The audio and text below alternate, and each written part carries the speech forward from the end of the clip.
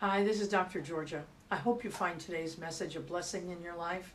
We want to make sure that we continue to provide these video messages for you when you can't come to church, or for those of you who live in a different state, or we noticed recently we have a lot of people in even different countries who are tuning in. So if that is you and you can donate to us, we invite you to hit that donate button just below the message here. So thanks so much.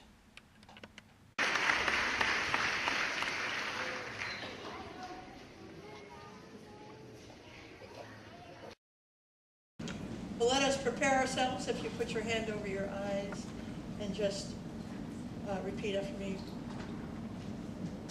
I open my eyes to see the spiritual truth today. Whoever that was, thank you. And now over your ears. I open my ears to hear the spiritual truth today. And now over your heart, and just extend out your arm. I open my heart to receive the spiritual truth today. The spiritual truth that I'm working with is one that I work with on occasion, and that is that you are a unique being of light on this planet. Now, the operative word here that I really want to focus on is unique. You are a unique being of light on this planet. Nobody can do what you do in the way that you do it on this planet. You are a unique being of light. The Hindus would say this. They would say that you have a code inside of you. That when you came here to this planet, you brought with you a code that was imprinted inside of you. And until we can get in touch with that code, until we can understand to be in alignment with that internal code, we can never be fully happy.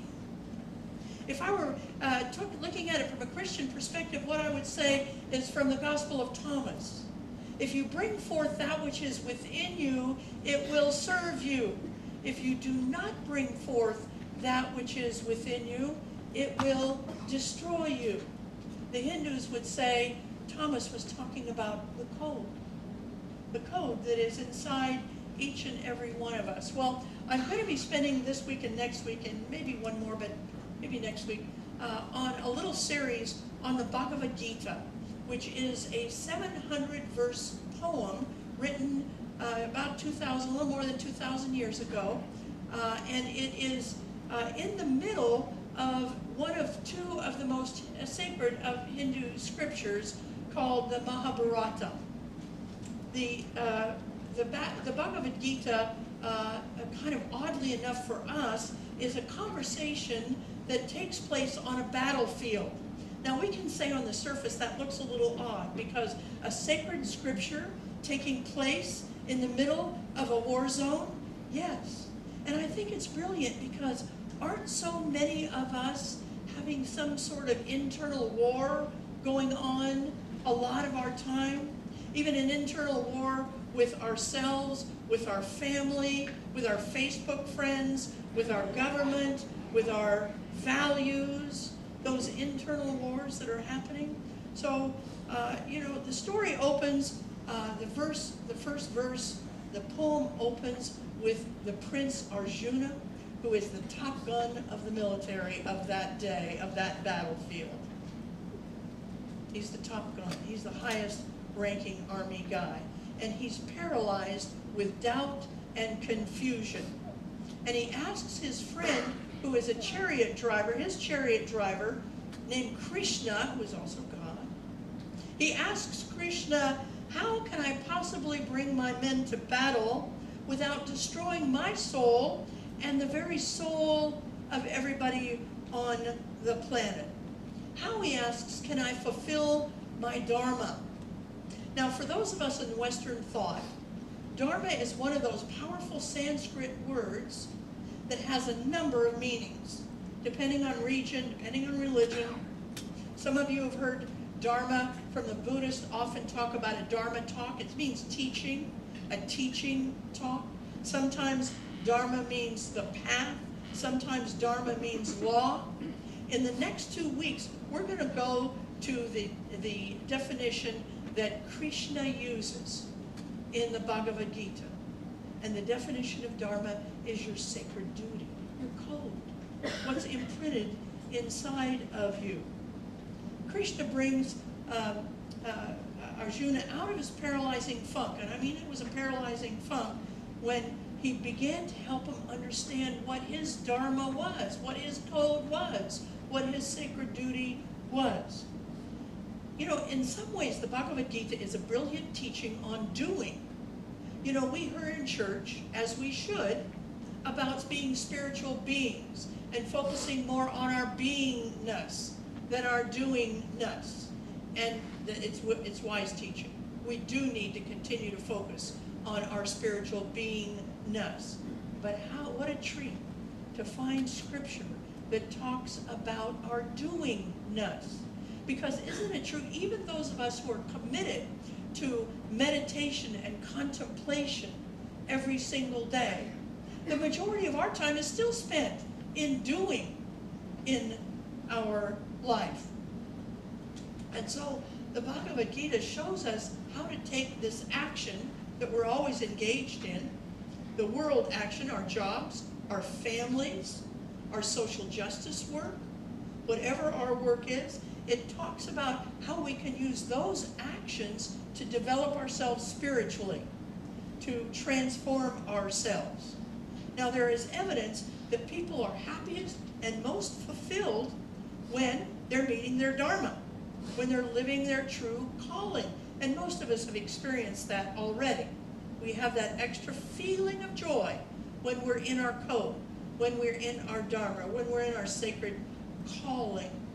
Now, the good news is you don't have to leave what you're doing now, and you know, if you're selling insurance, you don't have to fly to Paris and paint. If you're a nurse, you don't have to sail around the world in a sailboat to get to your Dharma. In fact, what Krishna tells Arjuna and tells us through the Bhagavad Gita, also called the Song of God. That's what Bhagavad Gita is translated, Song of God. And what Krishna tells him is that all of us are actually within spitting distance of our Dharma, our code, right now. We're close because our souls have called us into that closeness. But Krishna also says to Arjuna, look, you miss it by an inch or you miss it by a mile, you still missed it. So our work is to continue to uncover this Dharma inside of us.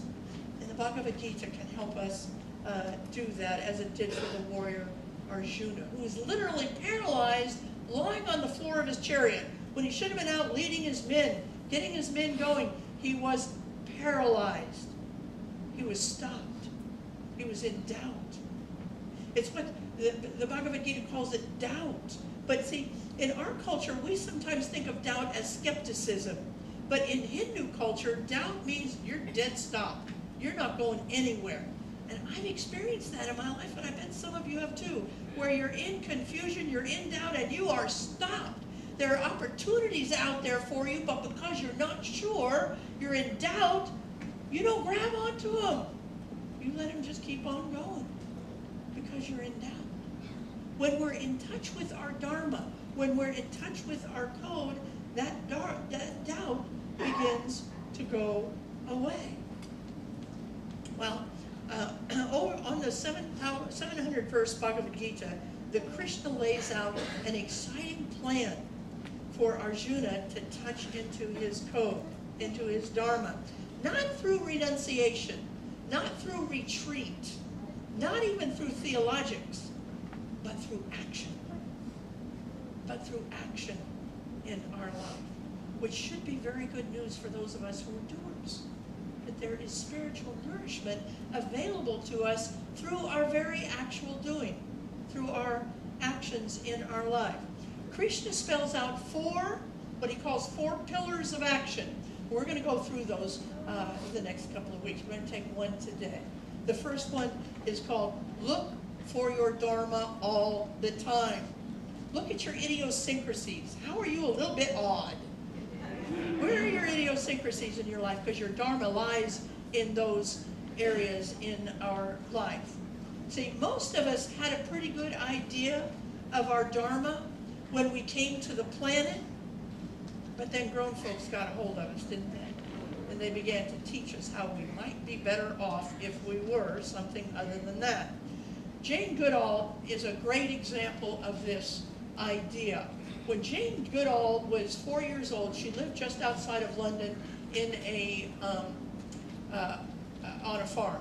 And she always, when she was little, she wanted to know where eggs came from.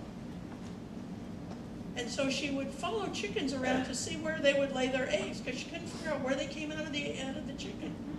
But she realized that by following the chickens around, they couldn't lay their eggs because they were too excited. So she realized this: I need to be quiet and still. So she went into the hen house. She got herself behind a bale of hay, and she sat there for over 3 hours. She's 4 years old. She sat there for over 3 hours until a hen finally came in, lifted its leg, and she could see where the egg came out. Well, during these 3 hours, her parents were frantic. Where is my daughter? Where is this child? And, you know, if I had put my parents through that, I'd have got a walloping to end all wallopings when I got in the house. But when she ran in the house, her mother could see her shining eyes. Her mother could see her excitement. And instead of getting mad at her, she listened to her as she told this story about where her eggs came from. She supported her. She nurtured her. She saw her Dharma in those shining eyes. And now we know that Jane Goodall went into the jungles and sat there for hours and hours and hours until a chimp showed up. She was using her Dharma that she knew she had when she was 4 years old. That mother, by the way, supported her through all of her life. In fact, went to the jungle with her and would bring her sandwiches while she was waiting out there. See, you and I need to look for all of the children in our lives, whether they're neighbors' children or our own children or our grandchildren or our nieces and nephews, and look for those shining eye moments. And when we find those shining eye moments, we need to be on it. We need to be an encouragement in our life. Because see, from her, now we know more about chimps than we might ever would have known. We know more about the science of animals. We know now that there's less than 1% difference between our DNA and a chimpanzee's DNA. Why did we know that? From Jane Goodall's work. Where did she get that work? From her Dharma. It's powerful stuff, this whole idea. I want to show you, and you know, she didn't start out to be famous. She started out with curiosity. I want to show you a clip, and I want you to watch the fancy footwork in this clip to see if you can see what this child Dharma might be.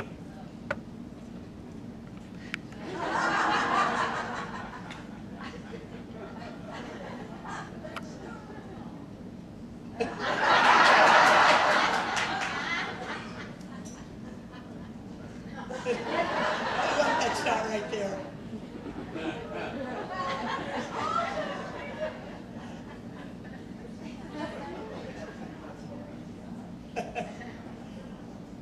Okay, thank you.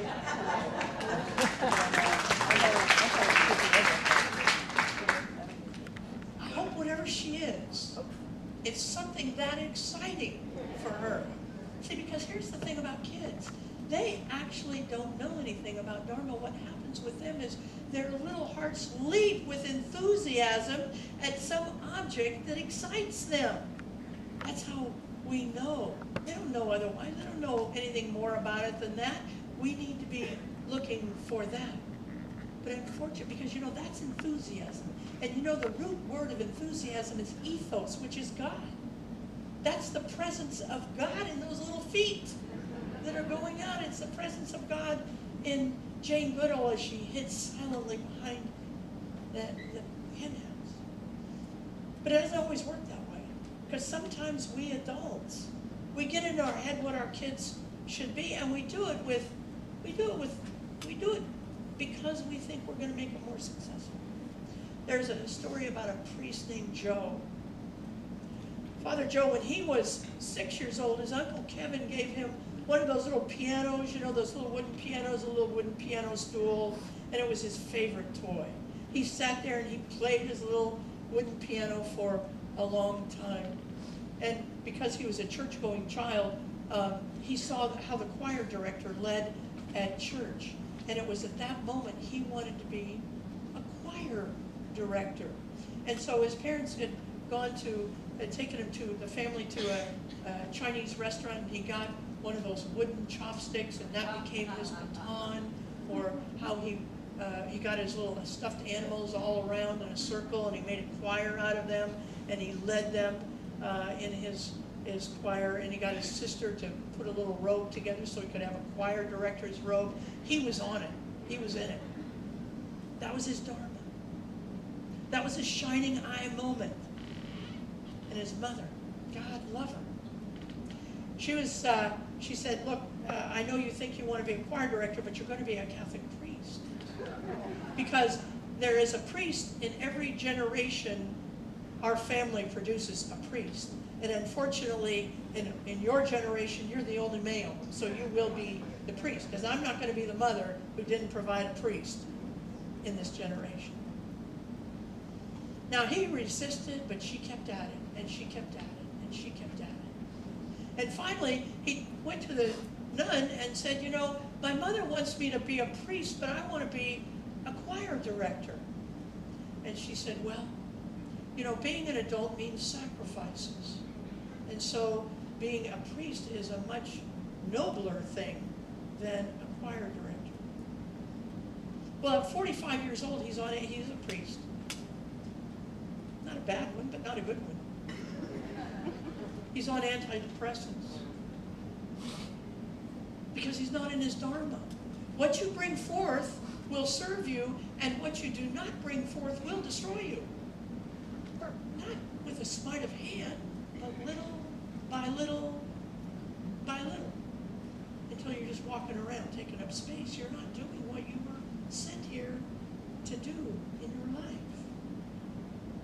Well, our work is to see shining eyes in everybody, and especially in the children in our life.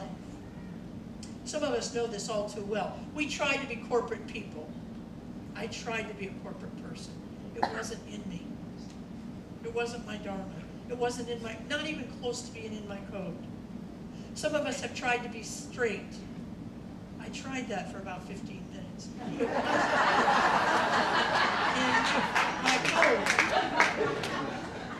Some of us who were born men realized we were women. We weren't men. It wasn't in our code. Some of us who were born women realized we needed to be men because being women, it wasn't in our code. Our code is so important. And as Krishna says, in order to be happy, we have to be in alignment with it. We have to be in tune with it. And the good news is it's never too old to change your Dharma. There's always time. Richard, who God bless him, he sat through the first. Do you know that Richard wrote that? I don't know if you knew that.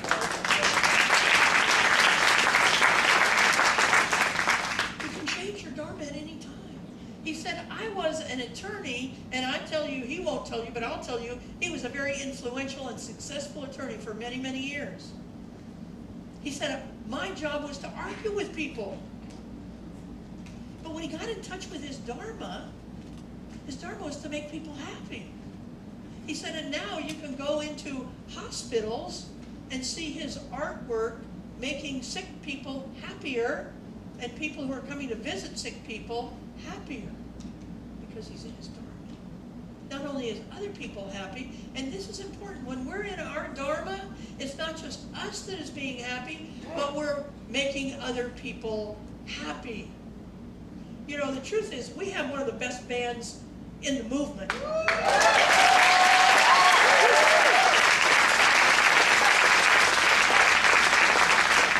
And these guys are in their Dharma. Now, it might be they have other jobs, but that's not their Dharma. They're doing what they're doing, not only here, but they play with groups all over, everywhere. And Justin, too, he flies to Nashville all the time because he's a fabulous, gifted artist. Now I could take all these guys and I could say, fellas, okay, we're going to reverse the Handmaid's Tale, so now you have to get a shave and a haircut, and I've got a really tight 3-piece suit for you. And I have a little cubicle for you that you'll spend 8 hours in every day. Can't provide you any windows, but bring a poster, you'll be all right. And we would watch the shine go out of their eyes. And more importantly, we would not be as blessed as we are every single week.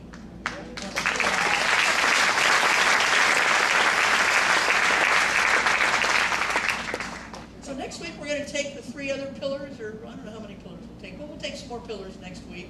The 4 pillars of action. Let's take this message into prayer. There's only one God, and it's God. But by whatever name you call it, it's just plain God. It's love, it's harmony, it's joy. It's what enlivens us. It not only gave birth to us, but it keeps giving birth, and keeps giving birth, and keeps giving birth. I give thanks for that. I release this word into the law, together we say, and so it is.